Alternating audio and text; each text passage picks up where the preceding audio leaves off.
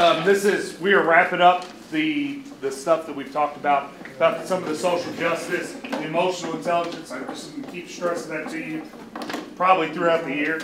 But it's very important that you're able to listen, talk, show the respect, disagree in a way to where it's a positive and not a negative. You just start screaming and yelling, everything else. Okay? Monday is professional dress. We have a guy coming in who's going to talk to you all. It's the last one, professional dress-wise. He's going to talk to you all about the media. He's going to talk to you about the difference between being the media that does investigative journalism versus the ones that are just searching for clicks and for ratings. We talked about the different websites that produce factual stuff. You get your information, your news from secondary markets and secondary sources, or from Facebook. Those aren't real news stories. Okay? So those are going to stay there for the rest of the day today. But Coach Farmer, him and I have talked about what we were going to do in class before. Pastor Finley is actually his pastor at church, so he kind of set me up with him. Known him for a long time. Okay, he's a good guy. He goes against and feels the same way that I do, and a lot of people that we know about a lot of the social things and a lot of the racial things going on in this country.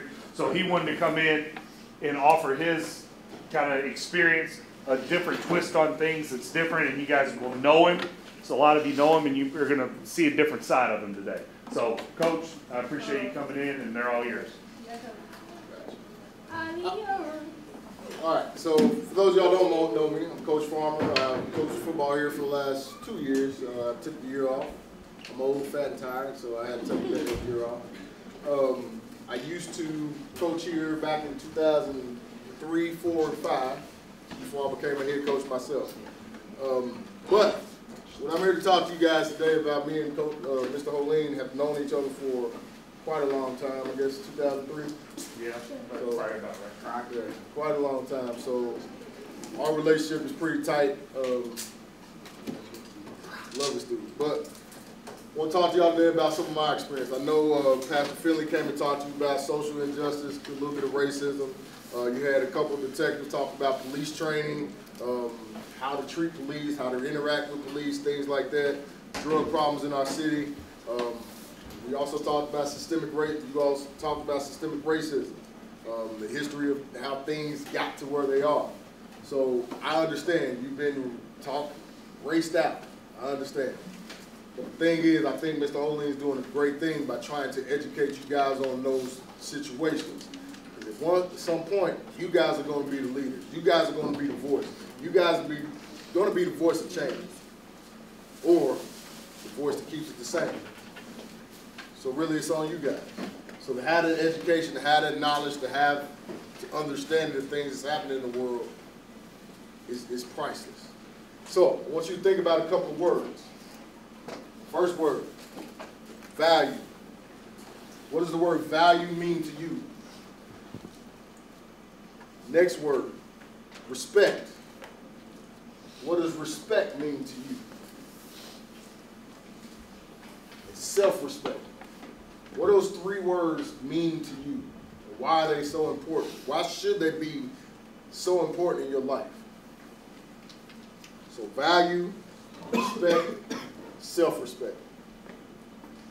Somebody give me the definition of value, your personal definition of value.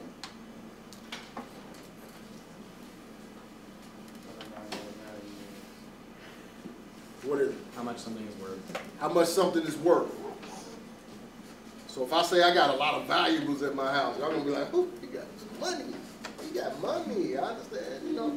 Value is value. You got an expensive purse. It has some type of value to it. You got expensive shoes. It's got some value to it. Something you care about. Something you care about. If you value your family, you care about it. You do anything for it. I know I'm a family-oriented person.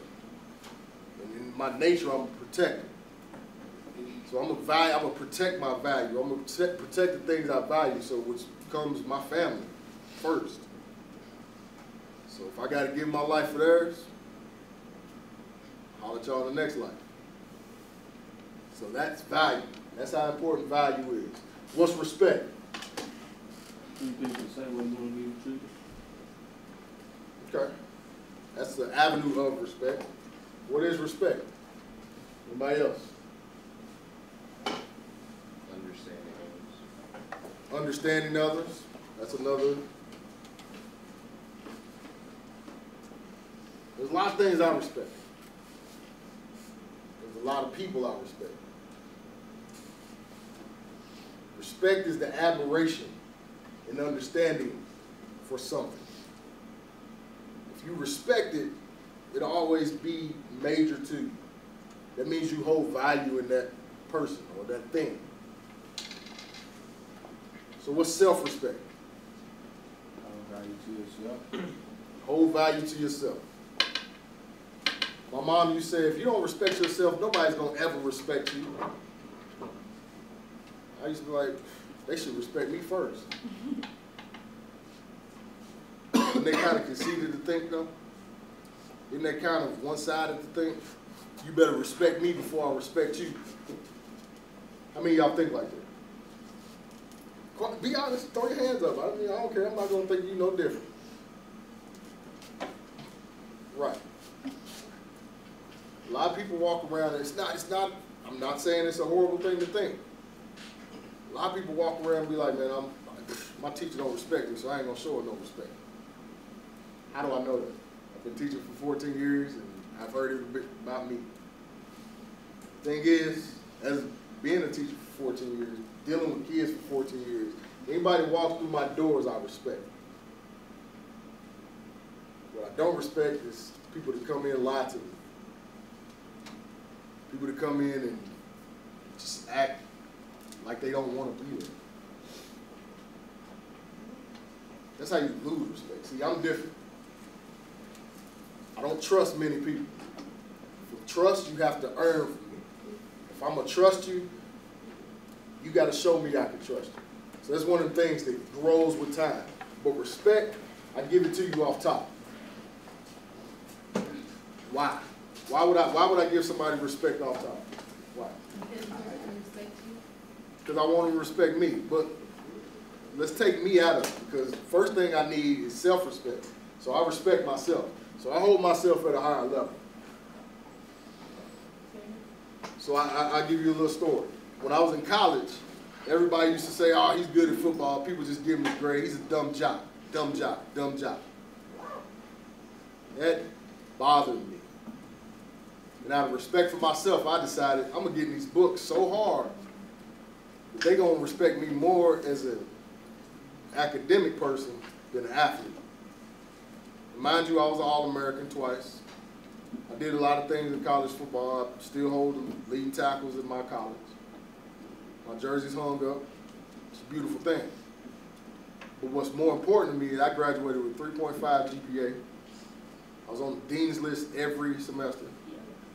My last year in school, well, my third year in school,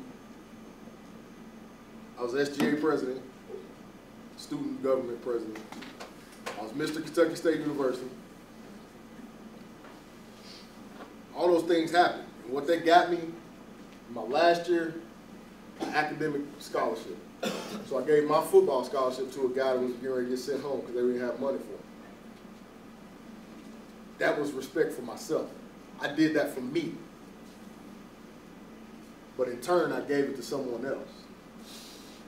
You understand what I'm saying? So, one, I value life. Because that guy that was getting ready to get sent home had no way to pay for college, no way to stay in school, couldn't stay at the dorm anymore. Matter of fact, he spent 3 weeks in my apartment because he didn't have nowhere to stay. When I got that academic scholarship, I went back to my house and I said, hey, dog, come on, we're going to school. He was like, man, I got to go home because I'm just packing up. Nah. Because I value his life. And right now, he works at LG&E. Dude's making more money than I could ever see. You know what I mean? He's doing good, he's married, got kids, got family. And every time he says, man, I owe that to you. You did that for me. That's value of life. That's respect. I respect that dude. He respects me. So I'm here today to talk to you guys about those things and why the world is being what it is right now, why we missing the point. Somewhere along the line over the last 20, 25 years, we lost respect. One thing my mom always told me, my dad told me this too, was respect your elders. Respect your elders. How many of y'all, now mind you, I ain't gonna sit here and lie to you, I cussed like a sailor when I was in high school. Mother effer this, mother effer that. This be that. I was on it. I was on one. Got a little freedom, started listening to NWA, my life changed. I was straight out of Compton too. I thought I was in the West Coast. Hard Levi's, jeans, black sweatshirt, ball cap, I was all in. Couldn't tell me nothing. I even tried to carry a gun. Usually you got one. I got influenced by the music. Where was I every Sunday? Dear Lord. Where was I every Wednesday? Dear Lord. Thursday, singing in the choir. I wanted to be easy. I wanted to be Ice Cube. I wanted to be Dre. I thought they were just so cool. So I could never tell my own son, don't get influenced by this music, son. They don't even talk about nothing. I hate y'all's music. But I can't knock the fact that y'all listen to what y'all listen to. Yeah, when I was in high school, I listened to Guns N' Roses and thought, this is where it's at. Oh, you like Guns N' Roses? AC/DC, just heavy metal music. I was like, I gotta listen to this before a game too. Because who I hung with a lot more than just people that looked like me in high school. But I was born in Mississippi, Pascagoula, Mississippi. Anybody ever heard of Pascagoula, Mississippi? You heard of it? My little cousin, Jalen Smith, plays for U of L. He lives in Pascagoula. He's sad right now. He lives in Pascagoula. Pascagoula is a small town. If I was to take off running from one end of the football field to the other, I probably ran straight through Pascagoula. Across a little river, there's a place called Moss Point. Both of these used to be one city. Back in 1950s, 40s, 50s, there was a racial issue in this city, which caused everybody to move to one place or another. All the black people moved to Pascagoula, all the white people moved to Moss Point. Why do you think that happened? One, because you're in Mississippi, true. What else? Huh? They were, well, but who was racist? Who moved first? White people moved first. Because they wanted to get away from what they thought was better. They wanted to get away from what they thought was scum of the earth. And I get it. That's what you were taught when you grew up. But at some point, something had to change. At some point, some black person had to go over to the white side and be like, hey guys, it's okay. Some white person had to go over, hey guys, it's okay. Now they kind of live together again, but it's still two counties, two cities. When I first moved to Louisville, I was 6 years old, 5 or 6. I'd never really seen a white person because I lived in Pascagoula, right? When I got to Louisville, my house was on 45th and Broadway. Y'all know where Christ Temple is? Some of y'all know where Christ Temple is. Christ Temple used to be an empty place. It wasn't nothing there, but it was an old Loretta High School. Behind that was a school called Christ the King. So I literally walked to school every day, stayed in my neighborhood, didn't go nowhere. I was 5, 6 years old, so me and my sisters and brothers walked to school. Christ the King was a predominantly black school. Actually, I don't think there was a white person that went there. The only white person there was Father Gabriel. The only person. He was the head of the school. So he was the only person I had ever seen at that age that looked different than I did. Right? We had to leave Mississippi because my dad, imagine me at 6'4". I mean, same build, same muscle structure, same ugly face. He had a curl, I didn't. Same guy. But my dad was a little more, I'd say, angry at the world. My dad was born in 1938. So think about what he had to live through in Alabama and Mississippi from 1938 to 1970, actually 84. Pretty rough. He watched his brother and sister get killed from the hands of another race. He watched himself get put in situations. My dad actually had to leave Mississippi because they threatened his life, my life, my brothers and sisters' life, my parents' life. We had to go. So we moved to Louisville. Was it better? No. Yeah, it was better. It was a lot better. Simply because Louisville was a little more faster paced than Mississippi. Mississippi abolished slavery in 2000. Figured out. So from there, I could have learned then.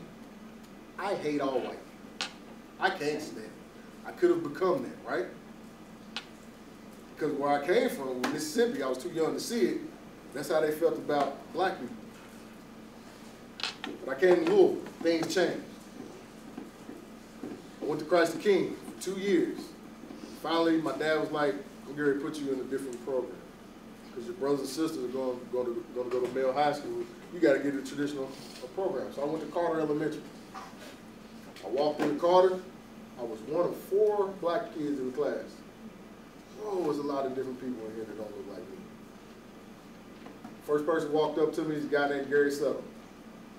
He said, hey, buddy, what's going on? Mind you, I had this twang from me. I was from Mississippi. What up, man? How you doing? He's like, you gonna be my friend? Yeah, you my friend too. Elementary, middle school, high school, college. Me and G-Set went to school together, graduated together. Best dude played football together, blood, sweat, and tears. That dude's one of my best friends still to this day. He don't look like me. What I was taught then was everybody mattered. Huh? What I was taught then that everybody mattered. Everybody, that doesn't matter what race, what color, what your background is, everybody matters. Because at some point, you're going to engage with people that don't look like you. But you got to have respect for them. Regardless of what you might think they think about you.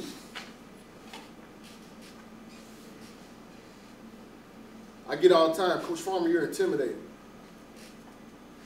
Why? Because I don't smile all the time? I'm ugly. I was born this way. I can't help it. Coach Farmer, you big. Yeah, I played football. I had to protect myself. And you eat better. And I eat metal, of course. Those are things that happen. And those stereotypes that get put on you, you know, just because I'm big and just because I'm black and just because I'm intimidating, I'm going to hurt somebody. So many times I've been in the mall and somebody goes to the other side of the mall, like, oh, what is this doing? Because I like hoodies. I like ball caps. I like that look. It's just me. I like wearing Timbs. It's me. So, right, I was stuck. I was stuck between the NWA and Wu-Tang Clan. I was in a bad situation. And in the back of my head, I had heavy metal going on. So, I had so many things pulling at me. And I could have chose, because life is about choices. I could have chose to be the most militant dude in the world. Because regardless of what, regardless of who I love, regardless of what color you was that I loved, I still did my research on my people. So I knew about the Marcus Garveys. I knew about the Malcolm X's. I knew about the Martin Luther Kings. I knew about the civil rights struggle. What I did join into was Martin Luther King said he wanted every race, every color, every background to live in harmony, just to love one another. But I also lived with a man that was angry because of what white people had done to his family. But he never My dad showed no emotion. He never talked bad about it. He just kind of shook his head. Do what you think's right. You know what I mean? My dad was stone-faced. He scared the hell out of me all the time. I still, you know, he's 78 years old. I'm still kind of scared sometimes. I don't know what he's capable of. He might pull a gun on me. But, fast forward a little bit. A lot of things happened in my life that I'm going to skip. I told the last period, but I'm going to skip a lot of them. But I had some racial things happen to me too. But it wasn't just from people that didn't look like me. My own people was racist. When they found out I was Haitian, I got a lot of backslash. I got a lot of people coming. My first name is Lakunta, L-A-K-U-N-T-A. 7th grade, never had seen Roots in my life. 7th grade, we were watching Roots in class. Dude streaks across the screen, his dad yells, "Kunta, come back!" The whole class looked like, say to me, the whole class was like, Joke Fest 89 started. It was horrible. I got called Kobe, Toby, I got called Kunta Kinte, I got called all types of things. That's a dope name, though. I don't even know why people My name is dope, you know. And I used to get so pissed off that you made fun of my name. Because what I was taught my family was, your name is the most important thing you got. And I think I've told football players this before. That name that's on your back, your legacy, that's more important than anything you got. Because they can take care of everything in life, but they can never take your name. That's what I was taught. So I was mad about it. So I went home one day, I said, "Mom, I'm changing my name when I turn 18. She said, "Why?" I said, "Because you named me after some dude on TV. This a slave." And she's like, "I didn't name you after that. Your great-grandfather's name was Lakunta." I don't know that dude. Never met him before. He might have died at 104, but I wasn't born yet. I don't know this guy. She said, "You got to respect the name." I said, "No, I'm changing my name." My mom starts crying. First time I seen my mama cry that hard. Because she said, "You don't understand. Your name will make you great. Just like everybody's name in here will make you great." So no matter if you get talked about by your people, by somebody else, by whoever, you stand up for your name. And I didn't understand. Like, I used to get mad. Even in high school, I used to get mad. Until I understood how special my name was. And you need to understand how special your name is. Fast forward some more. Let's just go ahead to now. A lot of things happened to me, could have changed me, but I chose to do something different. I could have been a dope boy. Me and Gotti talked about this yesterday. I got cousins. I got uncles that sell dope. Used to sell dope. I got uncles in jail. Heck, my auntie died of a drug overdose. 2 of them. One of them too much heroin. The other one, still to this day, I don't know what she did. Whatever it was, killed her. My goddaughter's mom, same thing. I could have been that. Matter of fact, I think I tried to dabble in it a little bit. Being in the wrong place at the wrong time got me shot. Being in the wrong place at the wrong time got me into fights that I didn't need to be in, got me stabbed when I didn't need to be. Oh, you got shot? Yeah, you want to see a gunshot? I show you. I didn't understand at that point that I needed to get myself out of this situation. But one of the dudes I hung with, because I used to play some little stupid game. I used to wear some little stupid color because I thought that's what I needed in my life to justify what I was doing. One of the OGs, may he rest in peace, said to me, "I watched you on the football field Friday night. You can't be us. You gotta be something else. So don't come on this block no more." I said, "Man, whatever, man. I'm just hanging out trying to be like, be cool like you." He said, "What I do and what you do, it ain't the same." He said, "What you do out there on that football field makes you different than me. can't do it no more. You gonna be the difference. So me and a couple of my homeboys like, all right, whatever. We still gonna claim it. We still gonna do it. We just gonna do it from on the other side of the street. Because he said, don't come over here no more. And I know what that means. 2 weeks later, another one of my homeboys is claimed the same thing I claimed. Somebody ran up in his house, shot him up, killed him dead. Could have been me. Guess what? I was all in the Sega too. 17 years old, my man's dead. Choices. I could have made a choice to stay. I could have made a choice to stay on that corner. I could have made a choice to keep trying to make money that I didn't need to make.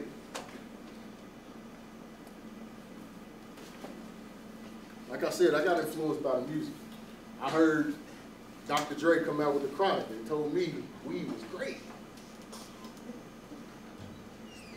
I listened to Ice Cube tell me that St. Ives is the best drink in the world. You go drink you a 40.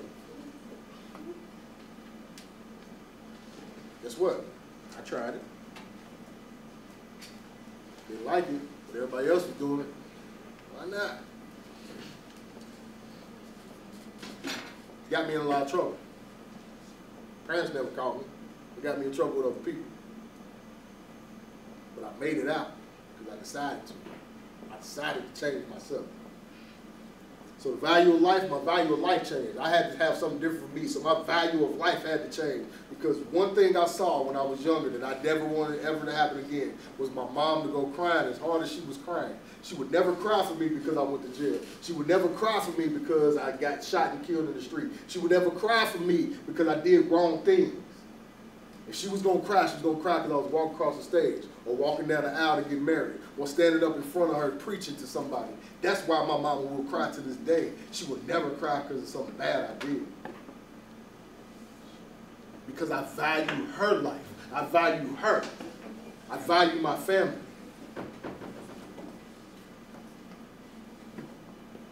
Tupac said one time in one of his rhymes, you better find something to live for.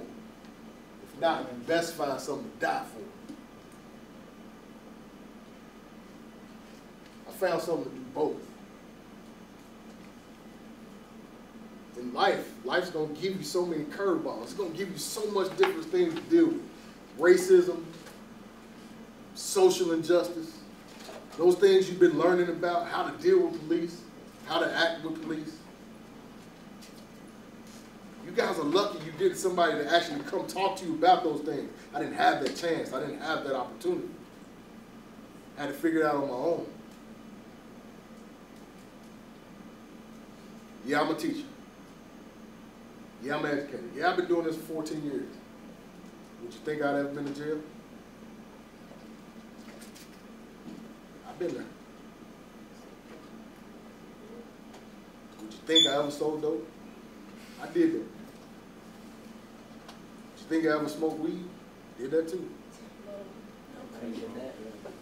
Been a long, long, long time. Don't get it twisted.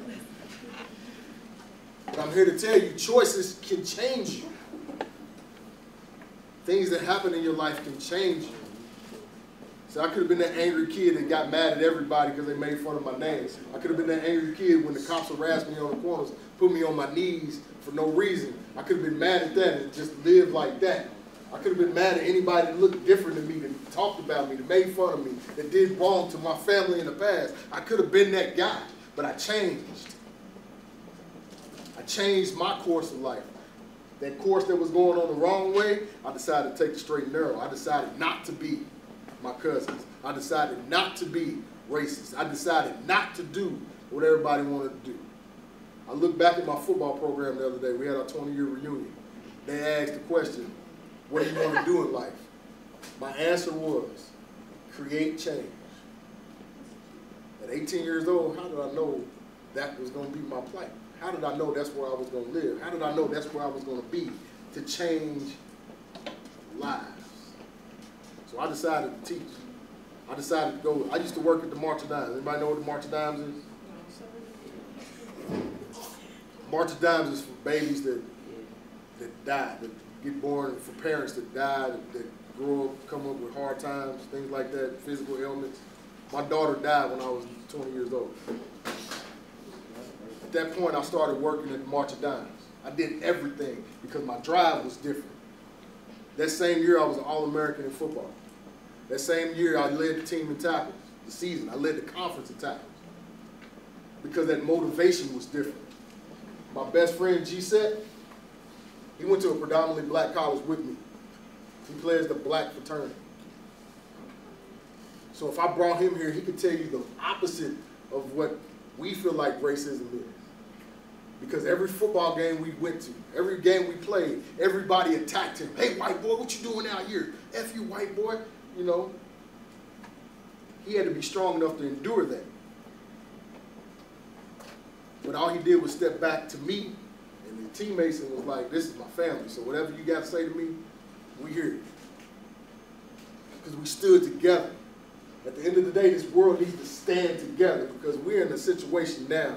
Now, I pray that Mr. Trump does what he needs to do. I pray that he does the world a justice. I pray that he might be the greatest president ever. I pray that might happen. Because I'm not going to wish no ill will, no negativity on that situation. I just pray it's right. But regardless of what they do in the government, I know what I can do here. I know what you can do here. You can change the world by what you do, by the choices you make. I made a choice a long time ago that anybody that walked through that door that needed an education, anybody that said, Coach, I want to graduate, anybody that said, Coach, please help me, I was going to help. I didn't care what you look like, what you smell like, what size you were. I don't care. I can buy you some deodorant. I can get you across that stage just like that. So for 7 years, that's been my goal, to get people across the stage. But my original reason for being here, I done went off somewhere else again, but there's a myth in this world called black on black crime. Why is there a definition for black on black crime? There's no definition for white on white crime. It's all crime, right? Name the top, what you think, just yell them out. What you think the top 5 crimes in America are? Murder. No. Not even in the top 5. Drugs. Drugs is one. What else? Suicide. Suicide's not a crime. But it's a problem. It's not a crime. What else? Sexual assault, yes. That's good. Huh? What else? Yeah, she said drugs. Drugs, drug abuse, that's probably number 1. Theft is number 2. You know what the number 3 crime is? Property crime. Vandalism. Destroying somebody else's stuff. Property crime. Somebody wrecks their car and runs into your yard. Property crime. Theft, property crime, assaults, sexual assaults, which includes rape, which includes Grabbing by the pussy. What? Donald Trump. Y'all not paying attention. Drug abuse. And the number 5 thing, the number 5 thing in this world, in this nation, driving under the influence. There were 1 million arrests last year from DUIs. So with all the crime in America, there were 8 million arrests last year. Out of 8 million, 5,753,000 were white. 2,197,000 were black. At the end of the day, those numbers they seem like they're so drastically different, right? They're pretty even. But you gotta think minority, majority. Yeah. They're pretty even. So there shouldn't be a divide between black on black crime, white on white crime, because everybody commits crimes, right? Only people that I saw in this FBI report that don't commit a lot of crimes, Asians. They don't do nothing. They just set it up for everybody else. Asians, that was pretty I love him. But anyway, so Asians and Native Americans, But what do Native Americans get arrested for a lot? Protesting. Protesting. They should, yeah. No, but they are a large number of that DUI thing. Native Americans. But we talk about murders. Louisville just eclipsed 101 last night. Since Chicago is this 600.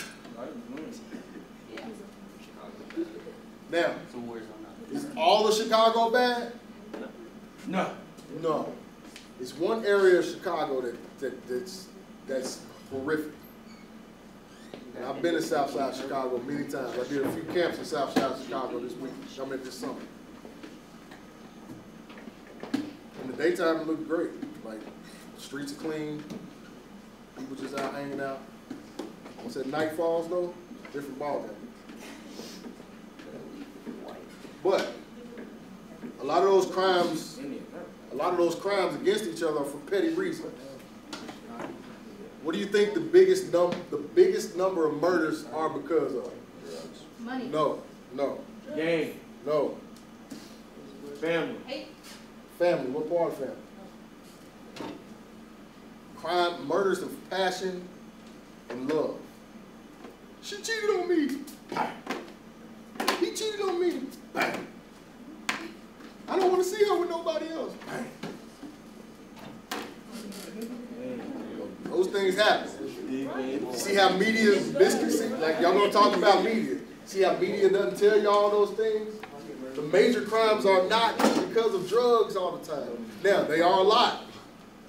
But a lot of it is because people just don't genuinely deal with feelings well. Right? It becomes a problem. So, the numbers are so different. Like if you get on the FBI website, I was talking to God about this yesterday. I'm on the FBI website just looking at all the arrests and crimes and colors that commit the crimes, things like that. What the media doesn't tell you, that most people that get arrested are white-collar people embezzling money. Crimes against your money, banks. People get arrested every day. We don't talk about that much. We don't pay attention to that. Because what sells in the world?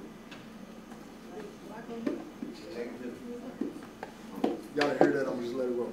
But what sells? If I'm somebody that has a TV show or a media outlet, what sells? Negativity. What else? Drama. Sex. Drugs. Violence. These things sell. So what's the 4 things I'm going to put out there? Those things. Why? Because I want to change your thought process. I want you to think about this what it is. Now, if I'm a rapper, what is going to make you listen to me? What am I going to talk about to make you listen to me? Those exact things. The best rapper that I've ever heard, honestly, his name is Common. Hey. Followed by Mos Def. Followed by Andre 3000. Why do I say those 3? Because they talk about things other than selling dope, women, and money. But if I get on YouTube right now, I can look at you, Lil Yachty, or whatever the hell his name is. NBA Youngboy, whatever his name is. All they do is got guns. You ain't talking about nothing. Talk about something with substance. I was influenced by these guys that, like NWA, but NWA had a message in the madness. You understand what I'm saying? They had a message in that madness. Pac had a message in his madness. Guns N' Roses had a message in it. But, it's true. But, what I'm saying to you is, be careful what you listen to. Be careful what you infest your mind with. Because what goes in your mind can become your reality. What you put in your body, it's like what you eat. If you eat McDonald's every day, if you eat junk every day, at some point your body's going to be like, you know what, cuz? I'm happy. No, I could. That's what's going to happen. But if you treat your body right, If you treat your body right, it'll work for you better. It's like putting bad gas in your car. If I'm driving and I put some bad gas in my car, it's going all the way down the street, right? But if I put some good gas in there, I put that premium in there, woo, look at that, smooth ride. You got to treat your mind just like you treat your body. Educate yourself. Don't just sit back. I just got another master's.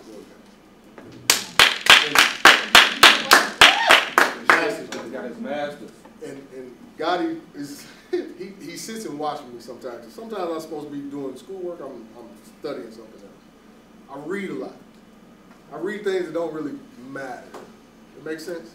Because I want the knowledge of knowing things. I mean, y'all look at the book and be like, they doing too much. Yeah, no, now everybody read books. Right. All y'all don't read, I understand. Now everybody read books. But the greatest hidden secret in the world lies within the pages of a book. You want to know something? Stop asking people. Stop Googling. Google has destroyed this world. Why? Because that's a quick way to get a quick answer that somebody else put on the book, on the screen. If I want my answers, I might Google here and there. If I can't get to a book, I'm gonna find a book. Research. Make educated decisions on things. Research. If I'm gonna go buy a house, look at it like this.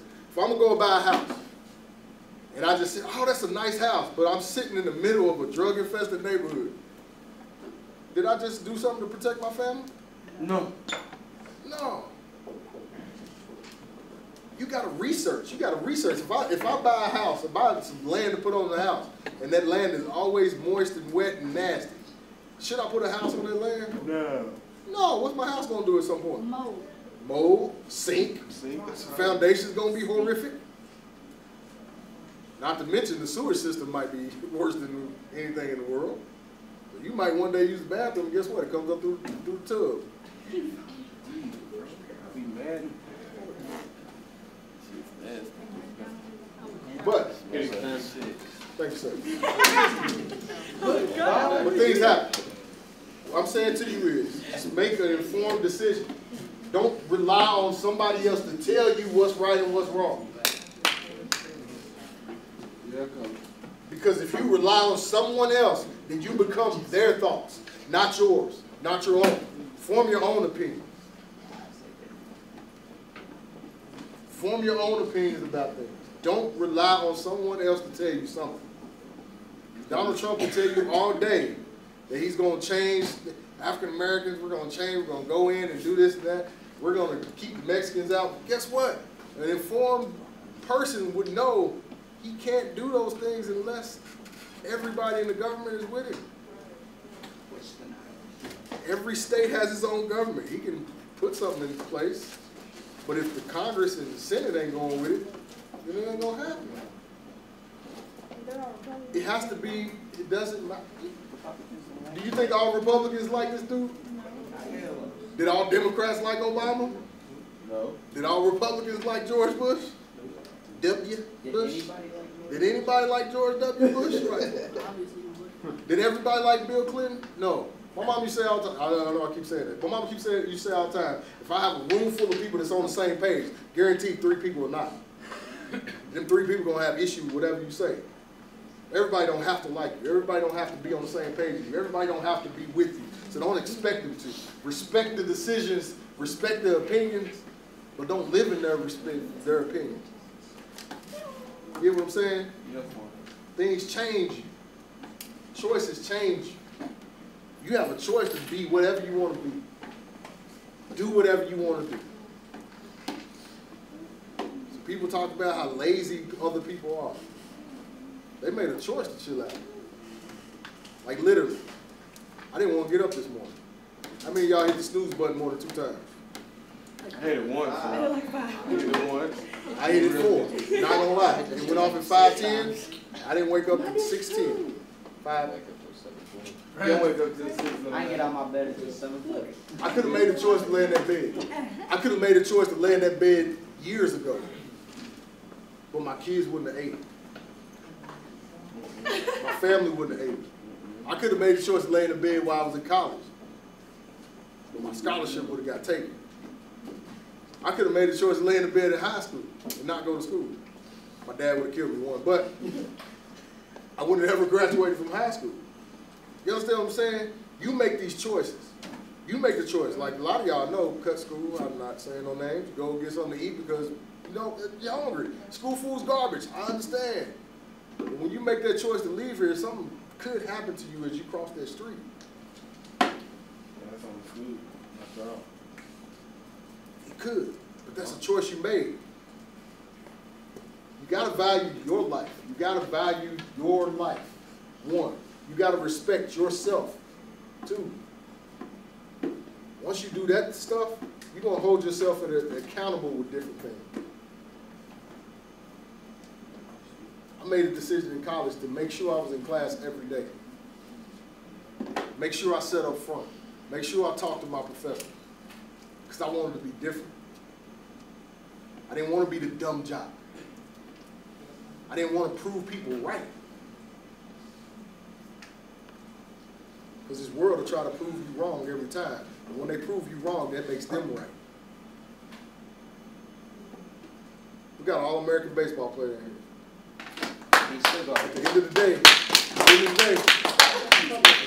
At the end of the day, he's getting ready to walk into a world that don't really want him there. I applaud you. My son's gonna follow your footsteps, folks. But you're getting ready to walk into a world that doesn't really want you there. But you gotta be the voice of change. You can't fall into what everybody wants you to be. Just be quiet and everything will be okay. Nah, it don't work. Quiet don't work. Quiet don't get nothing done. Closed mouths don't get fed. You guys are getting ready to walk into a world. Everybody senior in here? Yeah. So you're getting ready to graduate. You're going to walk off stage. What happens the day you come off the other end of that stage with a diploma in your hand? What you going to do with yourself? Nobody knows. I know you're going to cry. But where's life going to take you? Are you going to sit at home and chill out? Are you going to start a career? Are you going to go get some vocation? I'm ready to be a Jordan bodyguard. Wherever you take it. I know you Exactly. You're going to do whatever life takes you. Let me be your Bible then. But I say this now. Don't make the decision when you walk across stage of what you're going to do with the rest of your life. Make that decision today. Figure out what you want to do today. Write down things you say, hey, I might want to be a carpenter. I might want to be an electrician. I might want to be a doctor. Then say, what does it take for me to get there? I used to look in the mirror every day and look at myself. Because look at yourself in the mirror. You can't lie to yourself. As much as you can try to lie to yourself, I looked in the mirror and said, I'm cute. No, I'm not. I know I'm not. I understand that. 38 years, I'm not cute.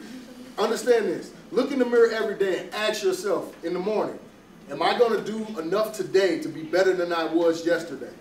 And before you go to bed, did I do enough today to be better than I was yesterday? If you can, in your head, answer yes, then you're doing the right thing. But in your head, if you know, I effed up today. I did. You gonna know that. Because your mind ain't gonna let you lie to you. So no matter who you might try to be, you gotta be yourself. Because in that mirror's gonna tell you the truth every time. So if you want self-respect, if you want self-value, look in the mirror and ask yourself what it's going to take for me to get to that next level. What it's going to take for me to improve my life. Start working your life today so when you get there tomorrow, you exude greatness.